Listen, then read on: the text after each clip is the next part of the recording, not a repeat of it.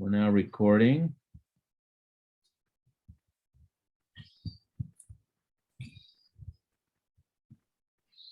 And we have listed this problem, and this was before we even got into potential energy. But you are a member of a alpine rescue team, and you have to project a box of supplies up an incline of a constant slope alpha so that it reaches a stranded skier who's a vertical distance h above the bottom of the incline. And in fact, you'd like it to reach him and just be coming to a stop. But we're just going to ask, there's some friction present. It's a fairly slippery slope, but there's a small amount of friction present, mu sub k. Use the work energy principle to calculate the minimum speed. You must give the box at the bottom of the incline so that it will reach the skier. Express your answer in terms of G, H, mu sub k, and alpha. So how do we go about this problem? This problem is set up, a lot of writing. That's the problem with all these problems. They put in a lot of writing, but you got to figure out what it's really asking you. It's not as much as you might think. So we've got a slope. It's got an angle alpha. Here's my angle alpha. The skier is some distance h above the bottom of the incline. Okay, which means that there's some distance d here. We want to start with our box at the bottom and give it some v0. And we want it to have reached the top of the incline with v final equal to 0. Okay, just reach the top of the incline.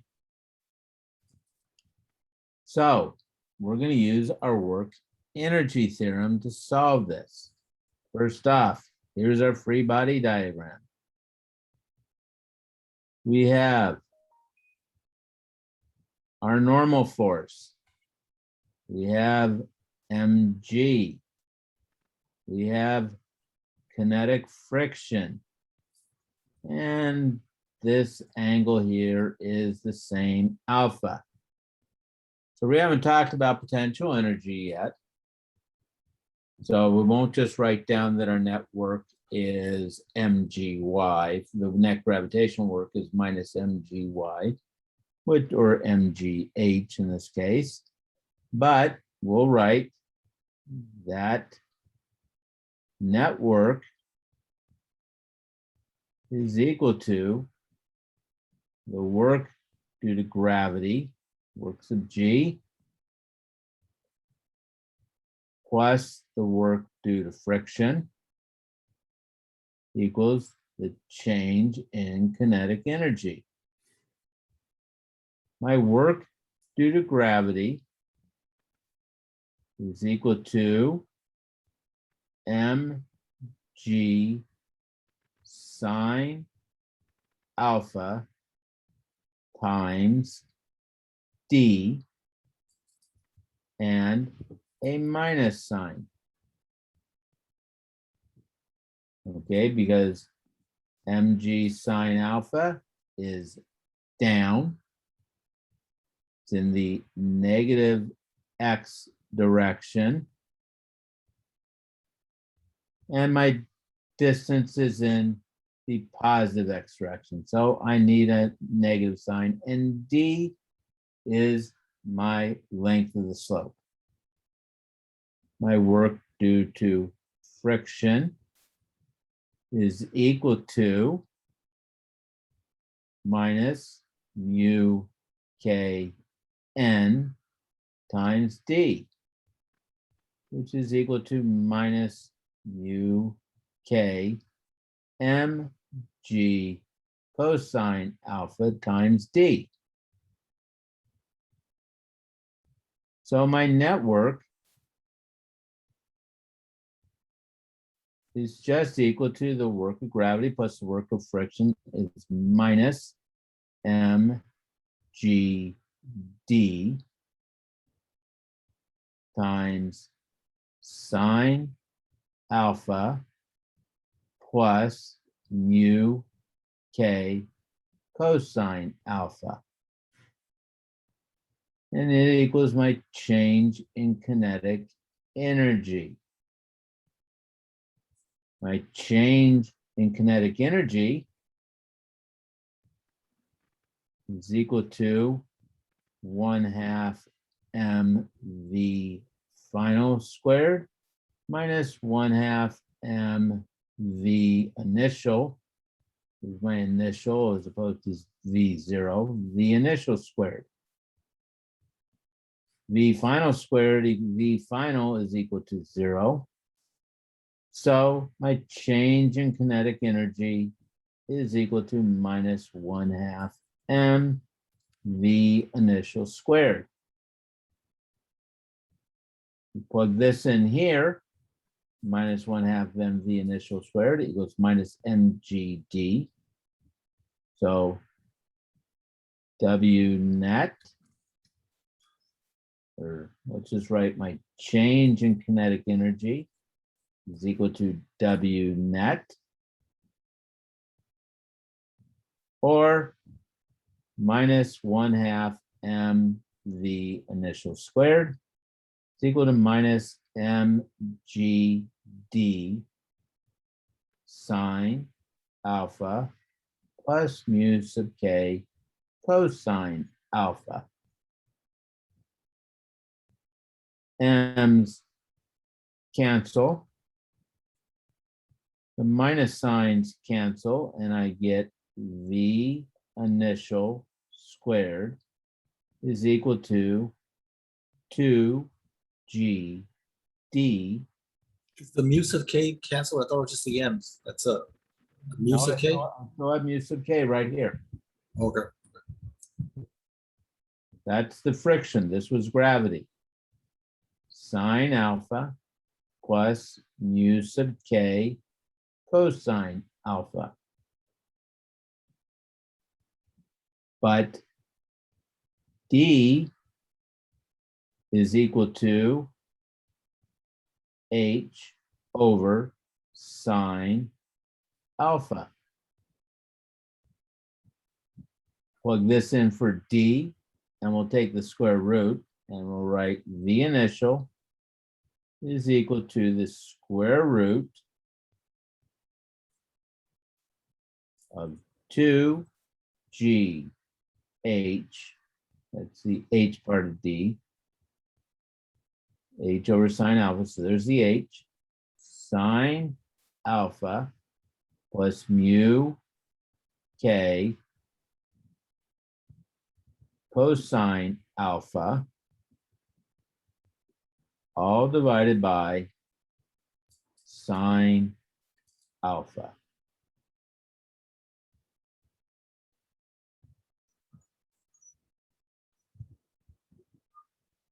And it's really just as simple as that.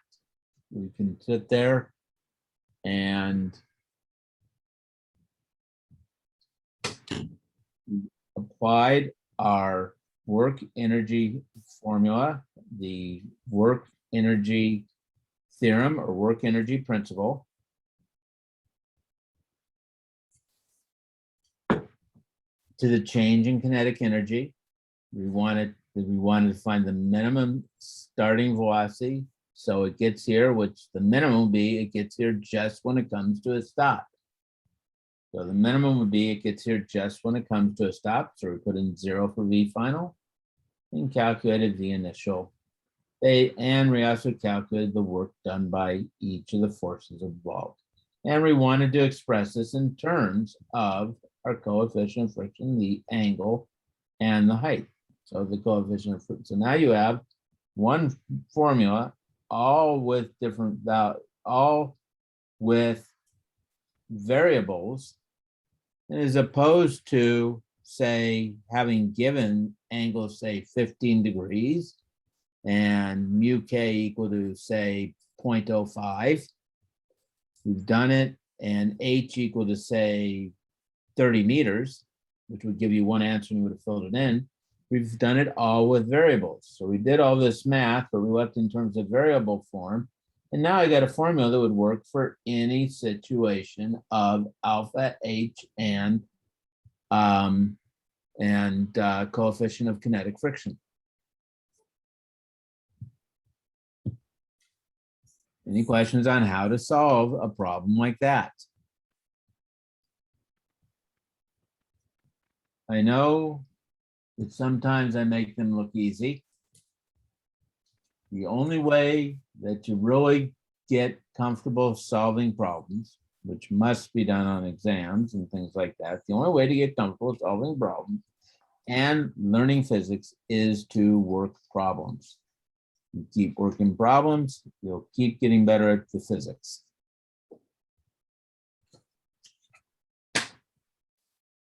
All right, on to the lab. Unless there are any questions that you have from today's lecture, previous lectures, questions on homework.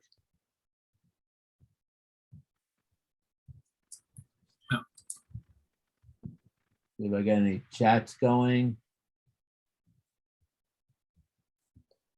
Okay, so today's lab is about doing just that, work and energy, seeing the value of doing the work energy. Now, what we're going to do is we're going to have to break things into parts where we find out some work we're doing, you know, step 1 at point 1, 2, and 3.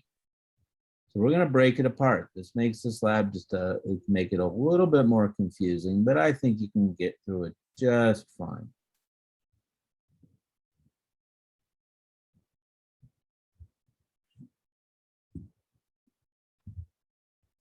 Pull it up.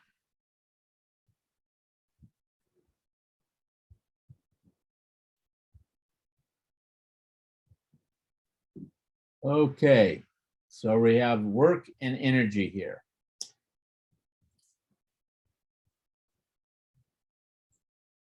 Just some little background information. Again, first, second, and third law, just giving you some reminders on this. And we're going to use the simulation, the ramp again, but we're going to do that mostly with the ramp at 0 angle. So we're going to have the ramp. We'll go ahead and open it up.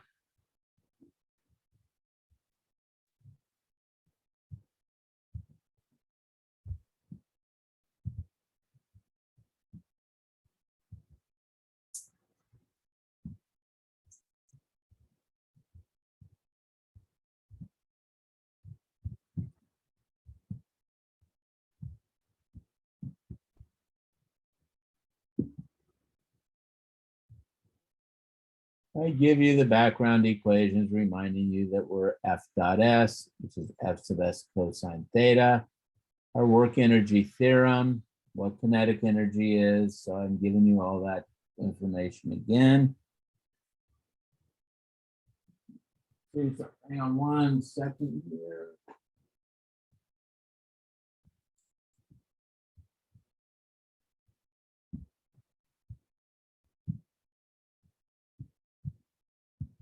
These glasses, no, those ones aren't working any better.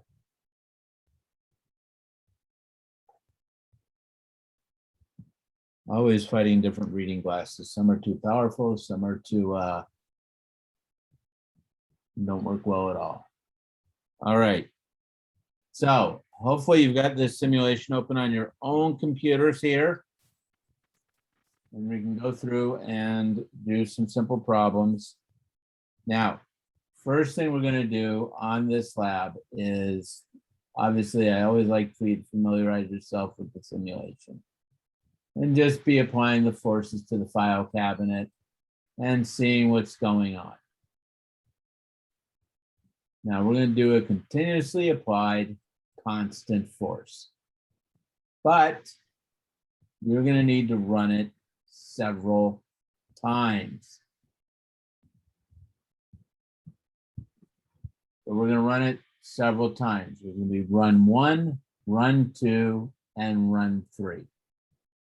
Now, you need to go through this carefully. So we're going to click the reset button, which is going to, there's a reset button on here.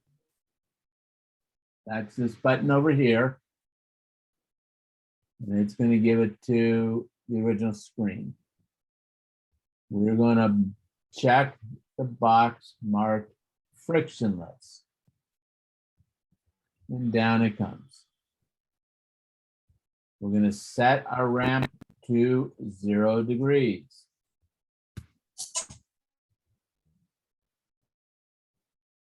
We're going to set our position to -5 meters.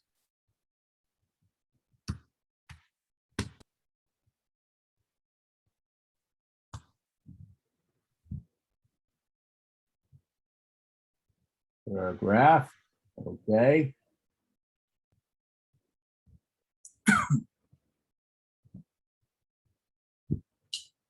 Move it to -5.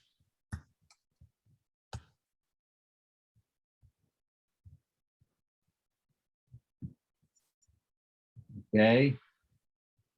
And we're going to type in, and I have this we're going to have this pause, and we're going to type in an applied force of 30 newtons. Okay, so we're putting in an applied force.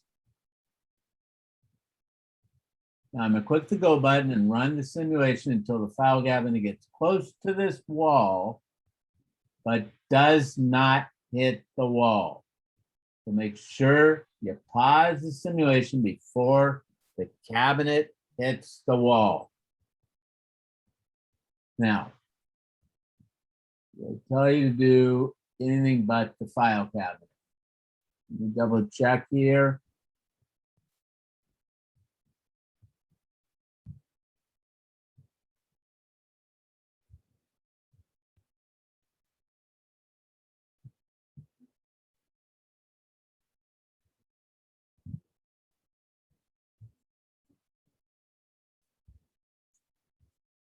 Let me just double check. And apply force the file cabinet wants us to use the file cabinet.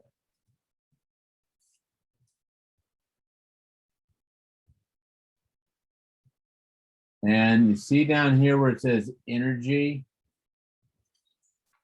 and work graph. You got some areas for energy and work graph. So we're going to have those on. Now, I've got 30 newtons. I'm going to type go, and I'm going to pause it before it hits the wall.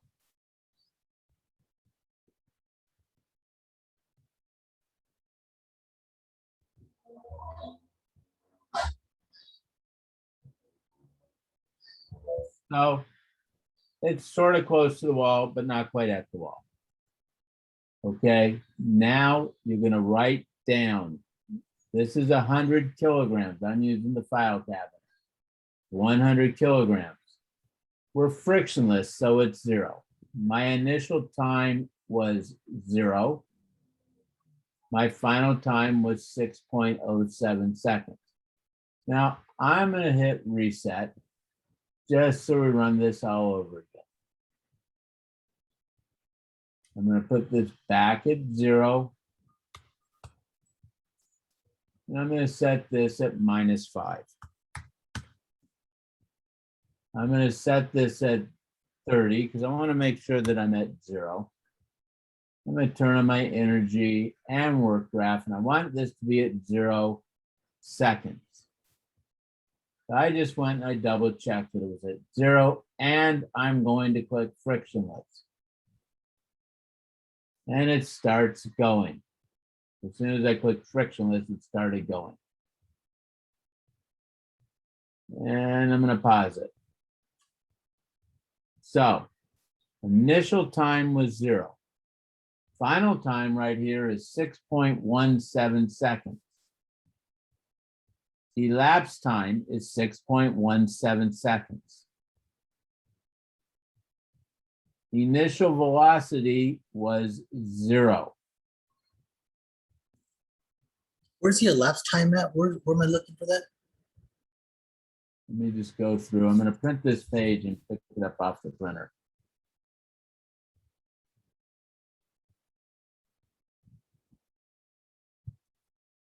Elapsed time is right here. That's the distance between, that's the difference between final time and initial time. Oh, no, I see. It's up at the right, the top left. I was looking where you were Oh, looking. right here? Yeah. No, that's just time. That's just final time. That's not elapsed time. That's the current time. So my initial time, when I'd reset everything, was at 0. You want to look at this before you start going and after you start going. Here's my final velocity. So let me just go get this piece of paper. Hang on 1 second.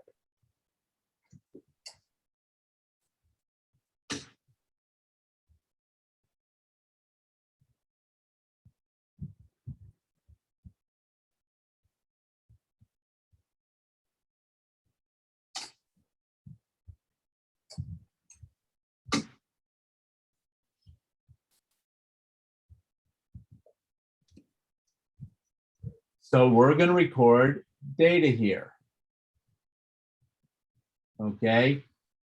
And I want to get, since sometimes your simulations can't do everything you want, you have to sometimes break it in to multiple simulations. So again, my mass of my object was 100 kilograms. My initial time here was 0. My final time was 6.17. My elapsed time is 6.17. My applied force was 30 newtons. My initial velocity was 0 meters per second, and my final velocity is 3.29 meters per second.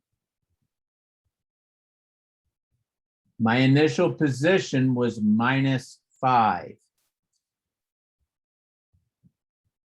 My final position is written over here as 13.18.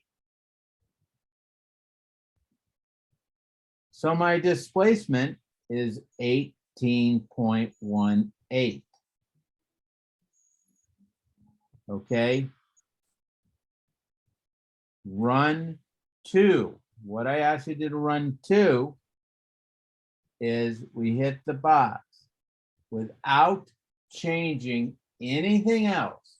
Don't hit reset. So 5.1.8, without changing anything else, just retype -5 into position box.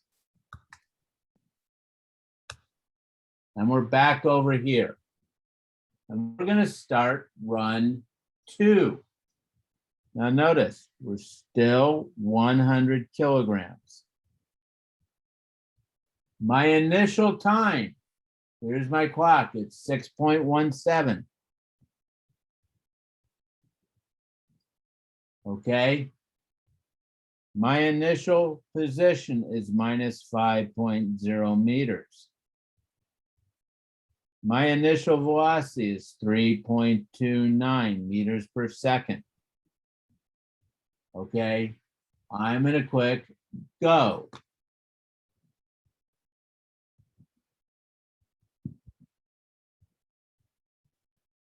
I'm gonna click pause. Now, I'm thinking this might have been 5.17 and I just couldn't read my graph very well. Okay, this may have been 5.17. Okay, so this I have a question mark with, this I have a question mark with, this I have a question mark with. Because it didn't look like it ran into 7.63. So I'm going to reset everything and just do it again. You couldn't tell? You could, or are you just doing it just? I want to double check. Oh, okay. I could calculate and figure it out.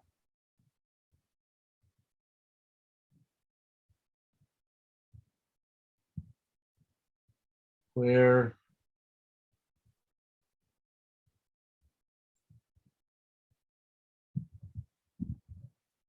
Okay, so I've got everything cleared. I'm going to type in -5 and I have frictionless and I'm going to click go again. I'm going to click in 30. Now I'm going to click go.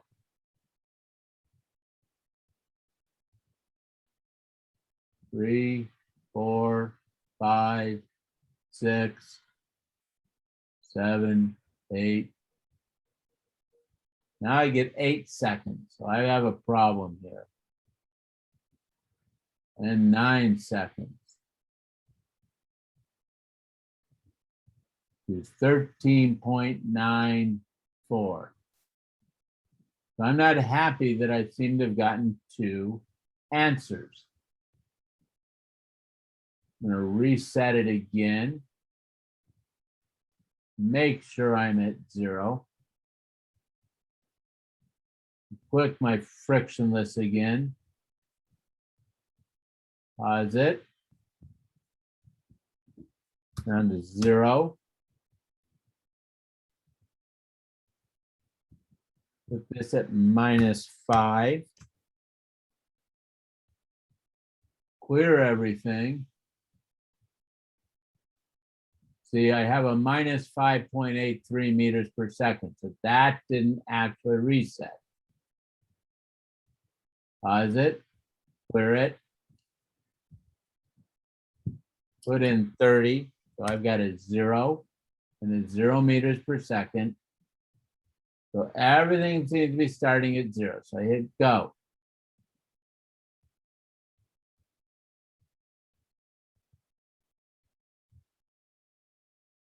So you need to make sure everything's starting out at 0. So I'm going to rewrite in these values. You still have 100 kilograms frictionless. Now I have 9. This has a really bad interface on it. So I've got about 9, I think I have 9.60.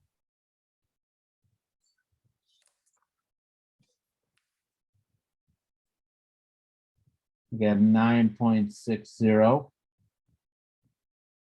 That'll make this at 9.60. Although none of this really matters how long it takes. You're going to find it doesn't matter how long it takes. And some of it could be just the time of that the computer is running at, because it's a little bit poor what's going on that. Okay, so I'm not going to say that that's perfect on the simulation. And this is 3.48. Write in 3.48. I can go get a fresh piece of paper. I should probably do that for everybody's purpose on the who watches this after the fact. I'll be right back with a fresh piece of paper.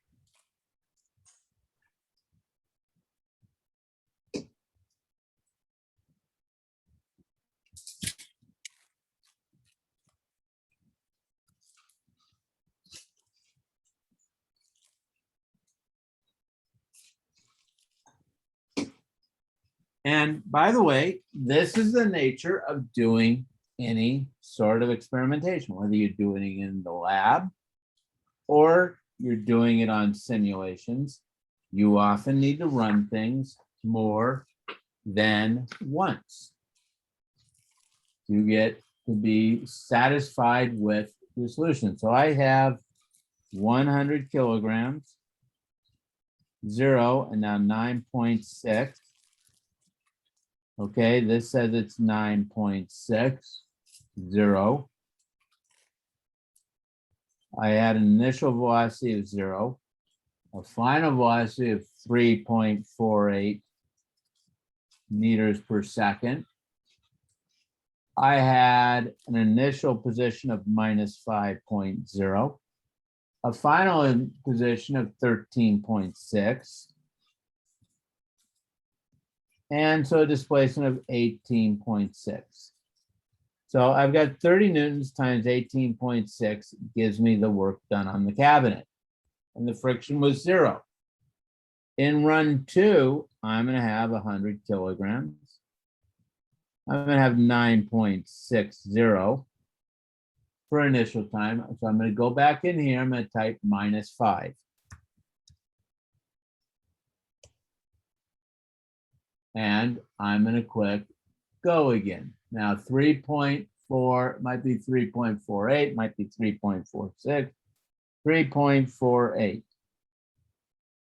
This will be my initial velocity, 3.48. There you go.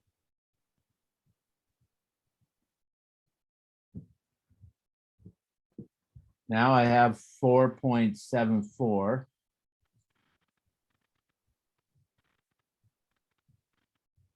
My initial position here was -5 again. My final position is 12.85 for a displacement of 17.85. We're going to put in -5 again, and we're doing this to double check our work energy theorem. -5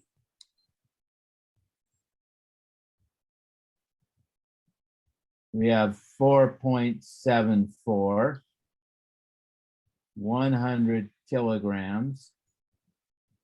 This was 12.00, 12.00. Our time really doesn't matter. And I'm going to click go and I'm going to click go again. And it's going to get there even faster. 5. So here's 14.2. Here, my final velocity is 5.81 minus 5.0. We have 13.88. Now it's important to stop before you hit the wall. Otherwise, your velocity is going to go to 0. And so this is 18.88. Work done using equation 1 or the straight line displacement with constant force. So this is just 30 times 18.6. So when you do this, I've got, now you're going to use your own values on this, not mine. I get 558. Here I have 30 times 17.85.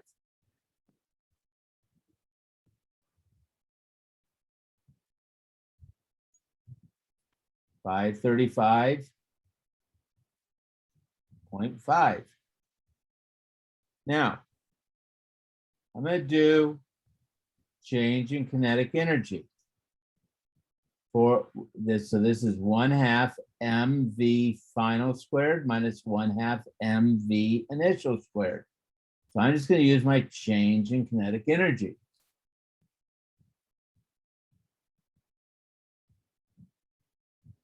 And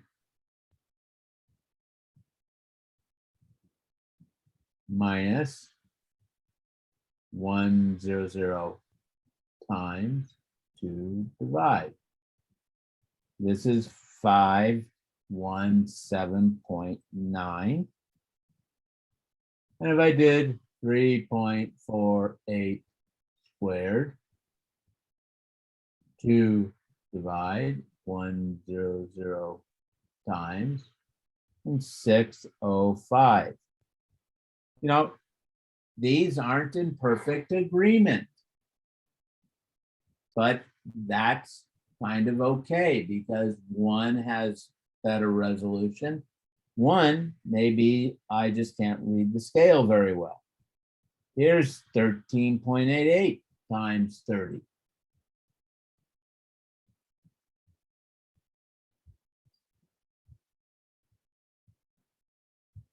$18.88.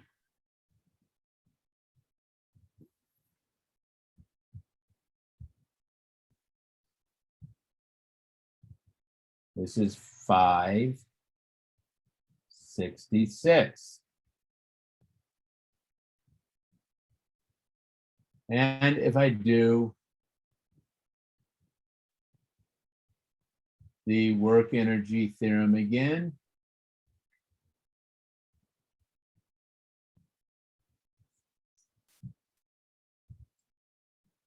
I get 564. So, Professor, yeah, what values are you using for the work energy theorem again? okay, so here, this is 1/2 m, and we're going to do V final was 3.48 squared minus 1/2 m times 0 squared. Here's 1/2 m times 4.74 minus 1/2 m times 3.48. So delta kinetic energy equal to 1/2 m V final squared minus V initial squared. Okay, Got it. and these are my different V finals and V initials. Now here's my summary. This is the one you need to be careful about. Okay, my summary means not necessarily the adding of the columns, but where are we after 3 runs? After 3 runs, my final velocity is 5.81, and my initial velocity was 0. My displacement was the sum of these. So it's 18.6. I'm going to add in 17.85. I'm going to add in 18.88. And it's 55.33. The work done on the cabinet after 3 runs is this displacement times 30. Because that was the force. 1659 or 1660. Using the work energy theorem is 1/2 m times V final squared minus 0. So 5.81 squared, 100 times, that's 100 kilograms, and 2 divide. And this says 1689. So you've got some discrepancy there. Okay, it's a small discrepancy. 1% would be 16. So this has about a 2% discrepancy. You might want to rerun the simulation. This one seems pretty good. These seem off, but notice this one seemed high, meaning maybe I made some bad calculations in my work, in my reading of my displacement or my velocity. This one seemed low. This one seemed like my worst measurement. This one I'm off low, and this one I'm almost right on, and this one's pretty good. Okay, 1660 versus 1689. So as I average more and more together, I should get closer and closer to the final correct answer. My initial time is 0 and 14.2. But I'm a little concerned about my first data point. Might be fine. I might go back and redo the data. The point being is these 2 columns should give you the same because don't have any friction involved.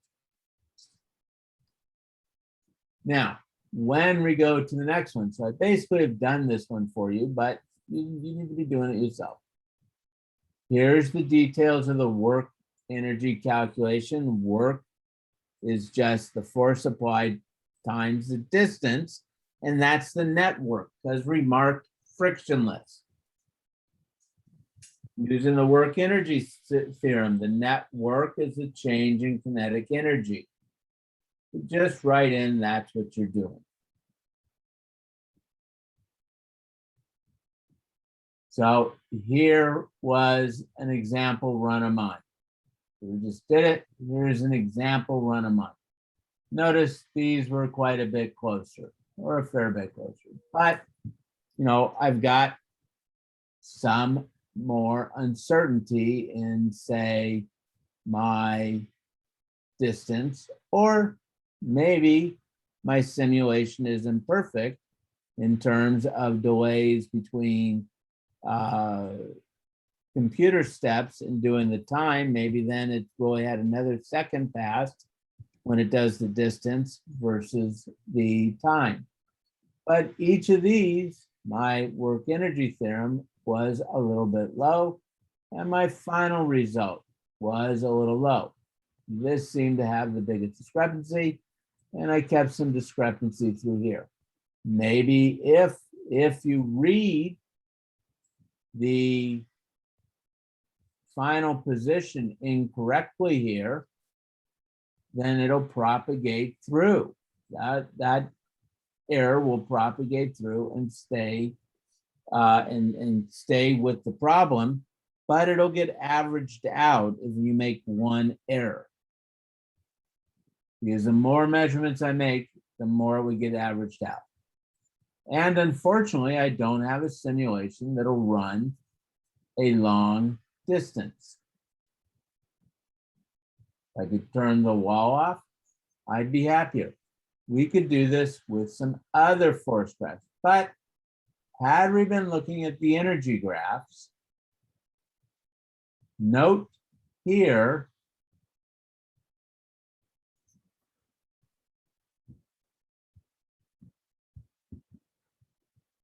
okay, this kept track of my total energy. And this says 16.87, which is pretty close to my calculated 16.89. If I look at my work graph, this also says 16.87. So I can use a simulation that might have endpoints, but in doing such, I can use those, and they might have endpoints on it. I might only be able to do a total of approximately 20 meters at a time, but I can do it over and over and over again from the simulation. And if you desire, you can go over to more features and see what I might be able to do there. Like I can look at my gravity graphs, my friction of my applied, my friction, and the sum of them all by looking at these energy graphs, okay, which is also in them. And I may be able, there's a measuring tape. You can show the 0-point potential energy because you can set that back and forth. So there's some more features you can look at. There's also the ability to have free body diagrams. So there's different ways you can set this up. Unfortunately, we can't turn the walls off on this one. And this is the one that lets you see the work. But this has a work applied and an energy. And notice that the kinetic energy and the work, some work, were equal. And this was all due to applied work. Now, on the next thing, it's going to show, we're going to see how much is going to go into thermal energy.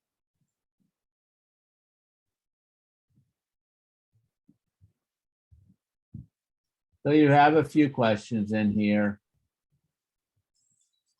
We also have one where we're going to do a non-continuous, or changing force. Okay, so you're going to do it through this exact same set of stuff that we just did, but you're going to lower the force each time. Now, what that can show you is here's the point of this is we can do this. And it's hard to get an idea of necessarily what the force applied is. So we can do the work by now summing the work, but we have a harder time getting what our final position, putting in a final position and average work throughout. Because the average work isn't just simply saying, this doesn't necessarily average to 30 newtons or 20 newtons, because each one's applied over a different distance. So each one is an average applied force versus distance, but each one's going to be a different distance. So just like we did this one here, we can clear all this again. I'm going to set this back at -5. And we're going to clear everything. You notice this goes to 0, but it does not go to 0 meters per second. It's still, it's clearing the graph, but it's giving a different initial time. And that's a problem. Because even if I go to 0 here for an applied force, and now I hit go, it's still going at 5.8 meters per second. So I didn't apply any work. Okay, I pause it, I clear it, that sets the time. Now, running it into the wall at this point is a convenient way to set it at 0 speed. So I let it run into the wall, I clear all my graphs, and I go back to -5. Okay, the first line was going to be 30.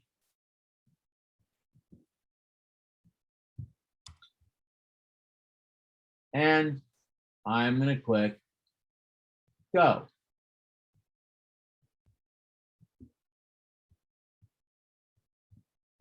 And this is just, this should be basically identical to the first time we did it.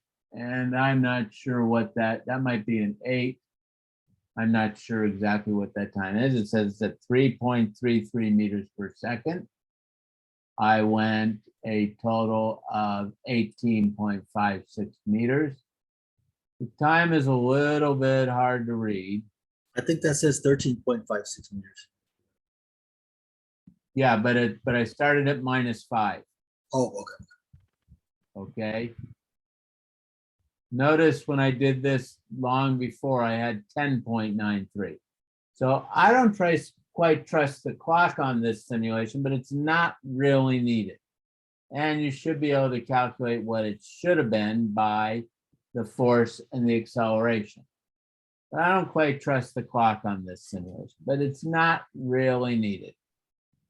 So you might make note of that if you want to, impress me in the lab, say the time doesn't make sense because mass times acceleration, if I've got 30 newtons and 100 kilograms, I should have an acceleration of about 1/3 of a meter per second squared. Okay, times the time. How many seconds should it take to get to 3.33 meters per second? And it should be about 10 seconds. This looks like a number much less than 10 seconds, making me believe it does something wrong at the 0. Okay, but you may want to run it a few times so this starts reading proper numbers. There's something wrong with the clock on this. Okay, but the idea here is time really doesn't matter for the purpose of this situation because we're doing force times distance and velocities. And it seems to be getting those correct. Okay, now I would write these numbers in here again. Calculate the work done using straight line method and energy method. Now in run 2, we're going to start at this velocity. We're going to move back to -5. But we're going to reduce this to 20.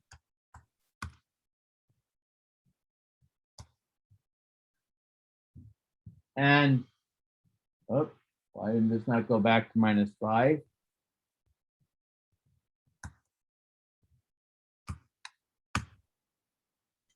And I made this 20 newtons now. So now this force times distance,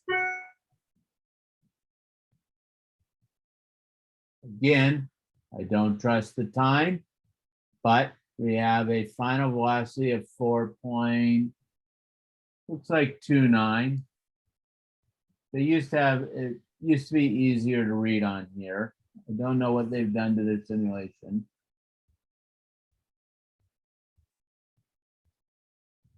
And you're going to run yours and it might come out with a little bit cleaner reading on it.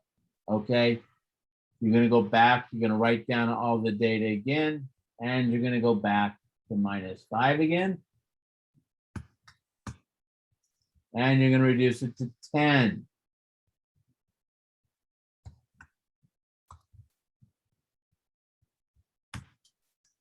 And you're going to hit go again. And you're going to write down the data for that. So you're doing all the same data, but you're now changing the force. You have a few questions associated with that with regard to the non-continuous force. Now, we're going to reset everything.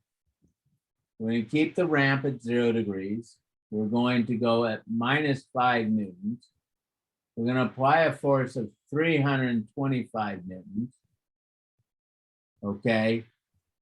And we're going to start filling out the table for measured values under run 1. Okay, but we're going to reset it.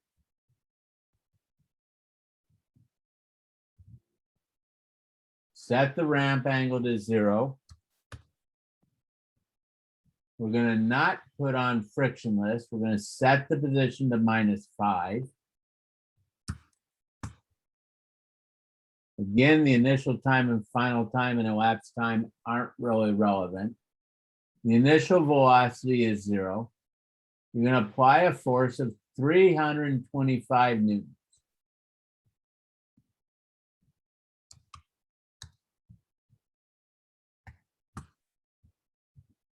.00, and you're going to hit go.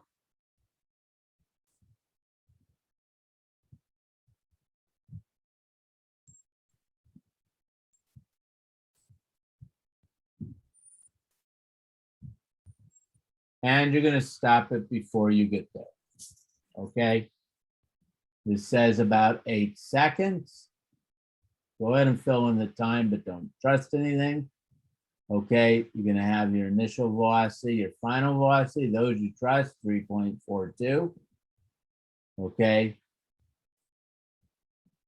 You're now going to calculate the work done due to the applied force. Okay, that's 325 times the displacement.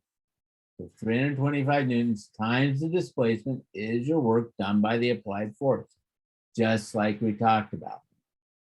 Now, you're going to calculate the net work done, the total work done on the cabinet by the work energy theorem.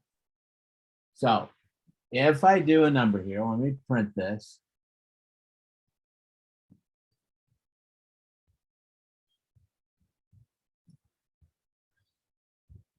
Oops, I didn't want to print that.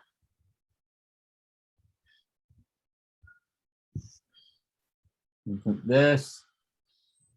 I'll go grab this off the printer.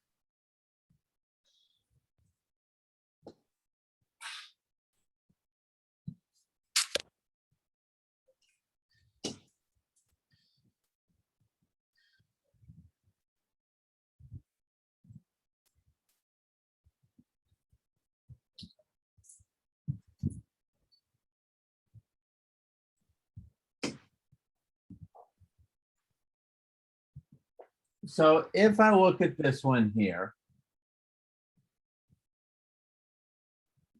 I'm gonna slide this down. I'm gonna ignore my initial and final time and elapsed time, but I got an initial velocity of 0. My final velocity of 3.42. My initial position of minus 5.0. My final position of 13.96. So my displacement is the difference between these two, or 18.96. Okay, and I go my work done here, it's 18.96 times 325. So if I grab my calculator,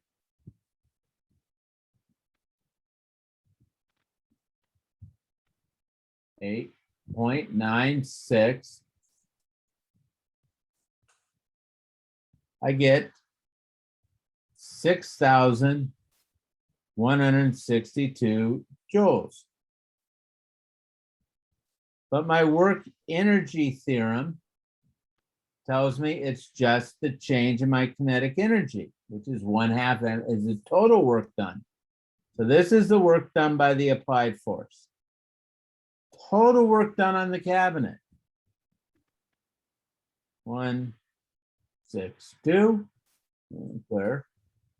Now we're going to do 1/2 mv final squared minus 1/2 mv initial squared. So we have 3.42 squared. Mass was 100 kilograms. And we're going to divide that by 2 for 1/2. This is 584.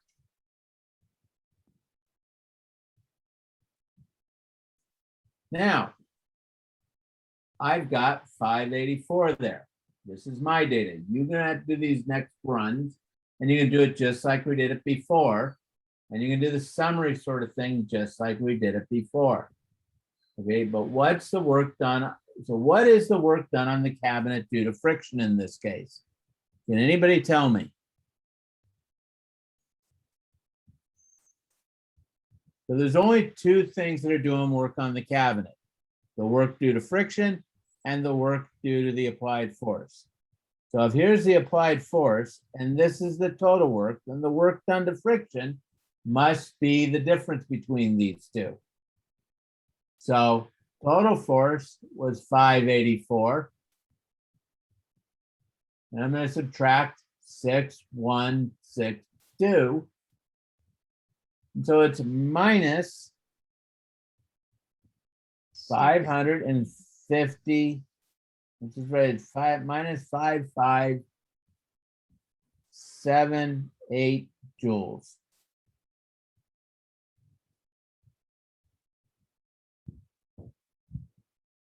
There's a 7 here.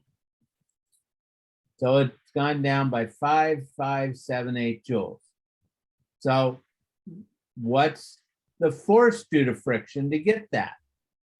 Well, that work is equal to the friction force times the distance. So the friction force is the work divided by the distance.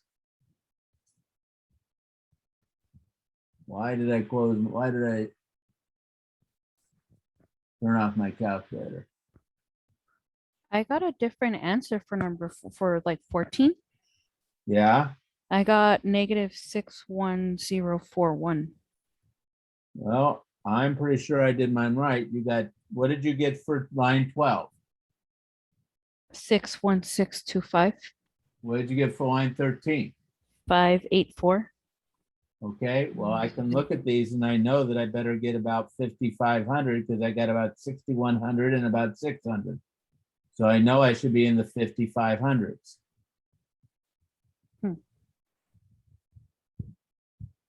So I'm pretty confident in that number, or at least my math on that number. So then you said it to get the answer for 14, it's 584. Total work, 584 minus Minus. 6162. 6162. Okay, I was adding a 5 behind the, so for number 12, I got 6162 to 5. So I accidentally put a 5 in there. That's why it was giving me a much bigger number value. Yes. You had too much in there. That's right. Yes. But you should take a look at your numbers and do. So I get 5,578 joules. Minus 5,578 joules. And so my friction force, we'll just do a magnitude of my friction force. I just divide this by my displacement.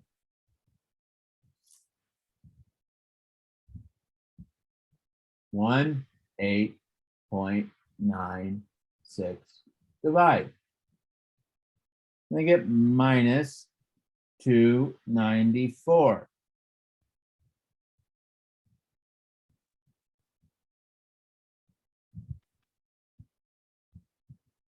So we have the force on the cabinet. We have the mass on the cabinet. So if I divide this by the mass,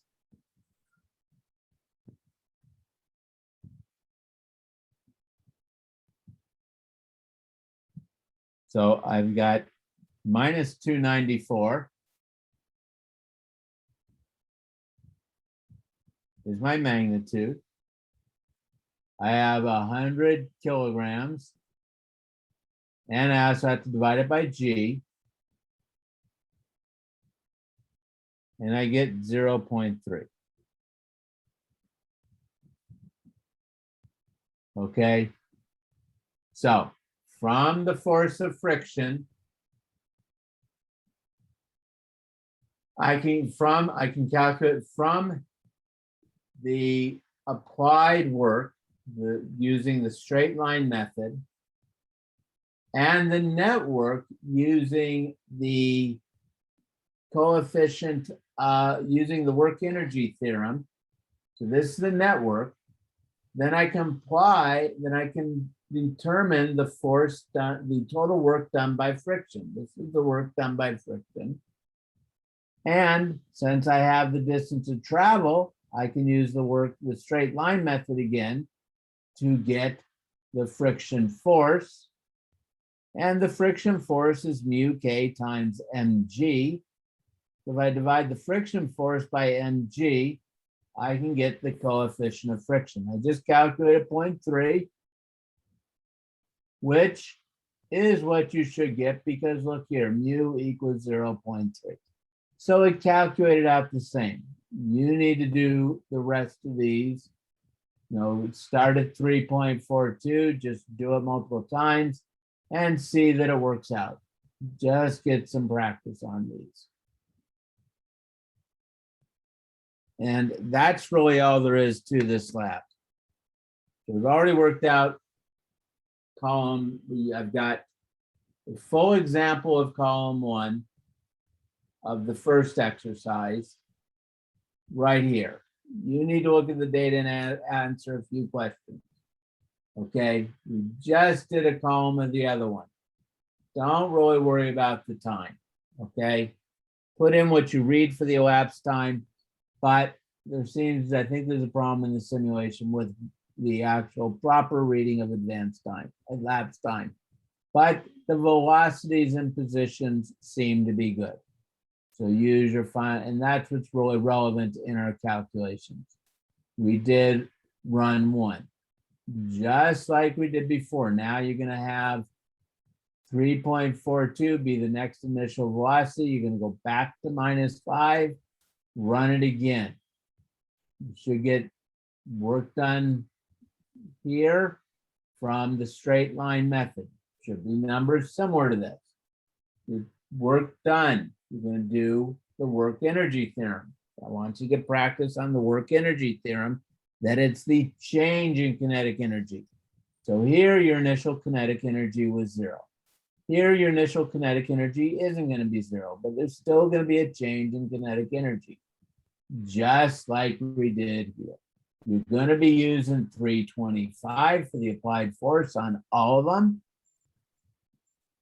okay, instead of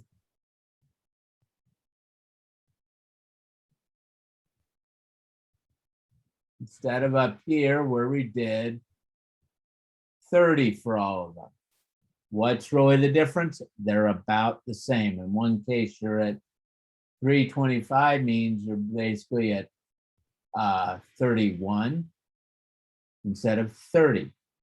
Because, so we're gonna be using it, the numbers, I chose these so they come out about the same, but there's a net applied force of minus 294 due to friction, which gives us our coefficient of friction of 0.3. You want to verify this all the way through. Do it a couple of times, that way you get used to it. Any questions?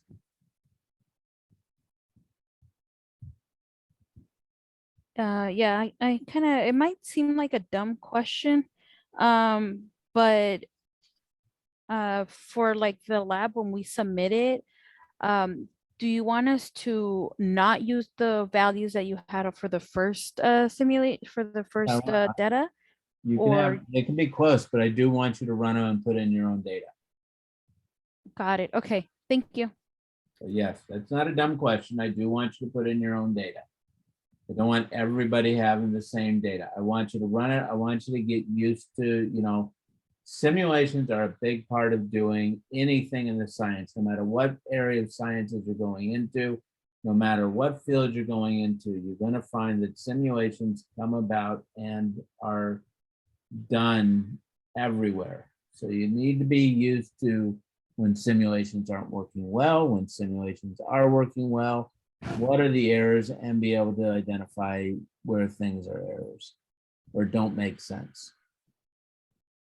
Okay, Yes, got it. Thank you. all right.